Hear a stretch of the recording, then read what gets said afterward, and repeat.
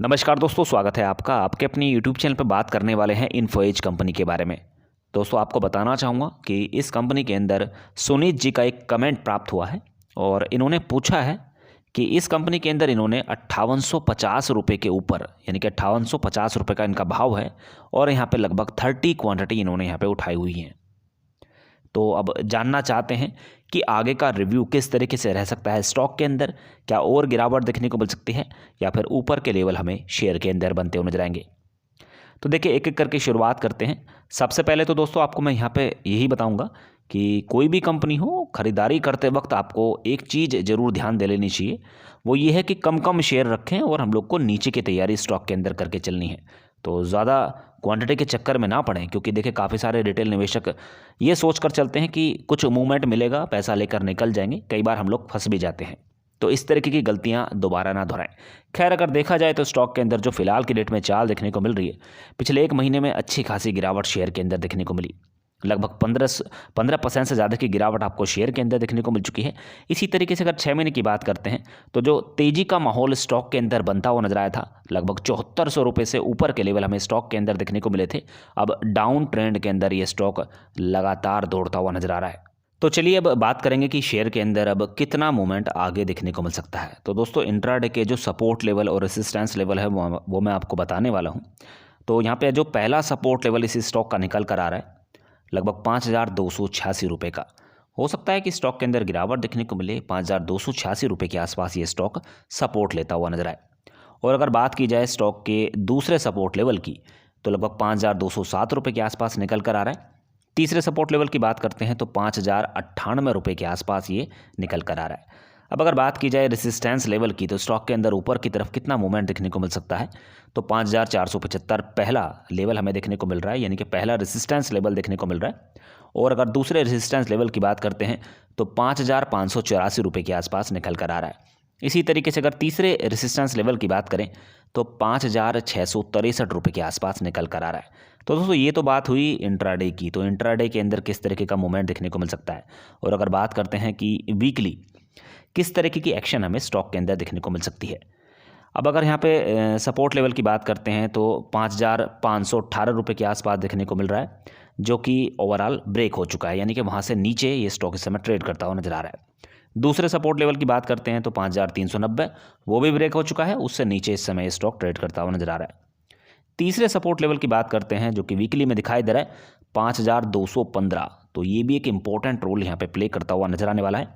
अब अगर बात करते हैं रेसिस्टेंस लेवल की, तो 5821 रुपये का मूवमेंट आपको देखने को मिल सकता है, पहला रेसिस्टेंस लेवल देखने को मिल रहा है। इसी तरीके से दूसरे रेजिस्टेंस लेवल की बात करते हैं तो 5996 रुपये के आसपास निकल कर आ रहा है। और अगर तीसरे लेवल की बात करें तो 6124 रुपये के आसपास निकल कर आ रहा है। तो ये कुछ टेक्निकल हम लोग को यहाँ पे लेवल्स देखने को मिल रहे थे, जो कि मैंने आपको इंट्राडे में और वीकली में बताए। अब देखिए, कुछ और इंपॉर्टेंट पहलू इस कंपनी के दिखाई दे रहे हैं, जैसे कि अगर सेल्स की बात करते हैं तो FY21 की बात की जाए तो 1121 करोड़ रुपए के आसपास यहाँ पे देखने को मिल रही है। और अगर पिछले साल की बात करते हैं तो लगभग 1312 करोड़ के आसपास थी। तो देखिए, ईयर ऑन ईयर बेसिस पे लिटिल बिट डिप देखने को मिल रही है। FY19 की बात करते हैं तो 1151 करोड़, 18 की बात करें तो 988 करोड़ के आसपास दिखाई दे रही थी। तो लॉन्ग टर्म में कहीं ना कहीं ईयर ऑन ईयर बेसिस पे 1-2 साल हम लोग को झटके जरूर लगते हुए नजर आए हैं, लेकिन लगातार लॉन्ग टर्म में सेल्स के अंदर बढ़ोतरी देखने को मिल रही है। अब अगर यहाँ पे बात की जाए EBITDA की, तो उसके अंदर भी वृद्धि देखने को मिल रही है ईयर ऑन ईयर बेसिस पे। और अगर PAT की बात करते हैं, प्रॉफिट आफ्टर टैक्स, तो ये भी ईयर ऑन ईयर बेसिस पे बढ़ता हुआ नजर आ रहा है। अब देखिए, जो दूसरी सबसे अच्छी बात इस कंपनी के अंदर देखने को मिल रही है, अगर आप अर्निंग पर शेयर देखें तो FY21 के अंदर लगभग 109.48 के आसपास देखने को मिल रहा है, जो कि FY20 के अंदर आपको नेगेटिव दिखाई दे रहा था। तो वहाँ से तेजी देखने को मिल रही है। 19 को देखते हैं तो 49 के आसपास आपको दिखाई दे रहा है। तो ओवरऑल लॉन्ग टर्म में लगातार इसके अंदर वृद्धि देखने को मिल रही है। साथ में दोस्तों बताना चाहूँ कि अगर बुक वैल्यू की बात करते हैं तो ये भी बढ़ती हुई नजर आ रही है। डिविडेंड की बात करते हैं तो लगातार ये कंपनी हम लोग को डिविडेंड प्रोवाइड कराती हुई नजर आती है। FY21 की बात करते हैं तो 8 रुपये प्रति शेयर के हिसाब से इस कंपनी ने डिविडेंड का ऐलान किया था। और 20 की बात करें तो 6 रुपये प्रति शेयर के हिसाब से डिविडेंड देती हुई नजर आई थी। तो लॉन्ग टर्म में लगातार ये कंपनी हम लोग को डिविडेंड दे रही है। फेस वैल्यू की बात करते हैं तो 10 रुपये की फेस वैल्यू है इस कंपनी के शेयर की। तो कहीं ना कहीं स्टॉक के अंदर देखिए अच्छी खासी फेस वैल्यू है। लॉन्ग टर्म में हो सकता है कि ये स्टॉक स्प्लिट होता हुआ भी नजर आए। दोस्तों, हाल फिलहाल में कौन सी वो बड़ी खबरें हमें कंपनी के अंदर देखने को मिल रही है जिस पर स्टॉक रिएक्ट करता हुआ नजर आ रहा है। तो 13 दिसंबर के दिन एक बड़ा ब्लॉक ट्रेड हमें यहाँ पे देखने को मिला था लगभग 25,600 शेयर्स का।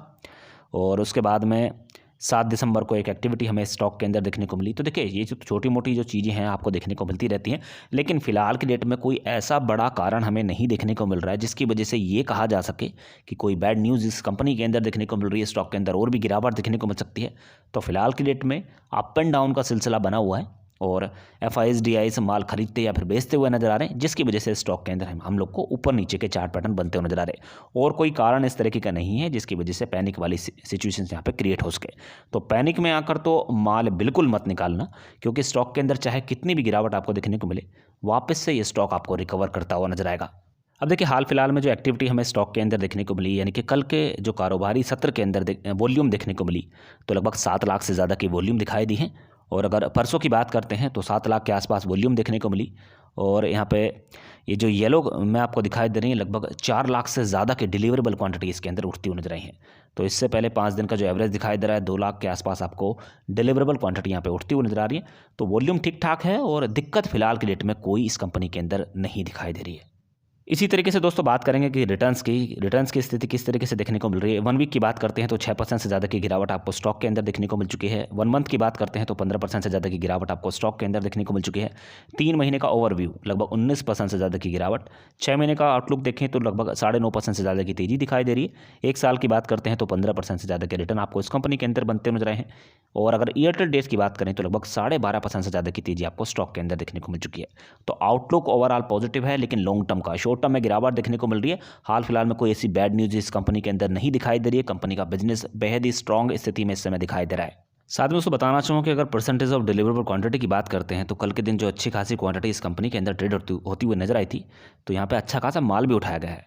तो यहाँ पे परसेंटेज ऑफ डिलीवरेबल क्वांटिटी लगभग 62.99% के आसपास दिखाई दे रही है।